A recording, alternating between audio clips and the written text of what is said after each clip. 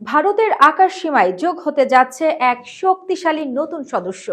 ফ্রান্সের কাছ থেকে ১১৪টি সর্বাধুনিক রাফাল যুদ্ধবিমান কেনার বিশাল এক পরিকল্পনা করছে ভারত। ভারত তার বিমান বাহিনীকে শক্তিশালী করতে ফ্রান্সের কাছ থেকে ৩.২৫ লক্ষ কোটি রুপিতে ১১৪টি রাফাল যুদ্ধ বিমান কেনার সিদ্ধান্ত নিয়েছে। এর মধ্যে ১৮টি সরাসরি ফ্রান্স থেকে আসবে এবং বাকিগুলো ভারতের মাটিতেই তৈরি করা হবে। ফেব্রুয়ারি মাসে ফরাসি প্রেসিডেন্টের ভারত সফরের আগেই এই চুক্তির কাজ এগিয়ে নিতে তৎপর প্রতিরক্ষা মন্ত্রণালয়। সবকটি বিমান ফ্রান্স থেকে আসবে না, মাত্র ১৮টি বিমান তৈরি অবস্থায় আসবে আর বাকিগুলো ভারতেই তৈরি করা হবে। এতে ভারতের নিজস্ব প্রযুক্তিও ব্যবহার করা হবে। এই বিমানগুলো ঘন্টায় ৩৭০০ কিলোমিটার বেগে উড়তে পারে, যা শব্দের চেয়েও অনেক দ্রুত।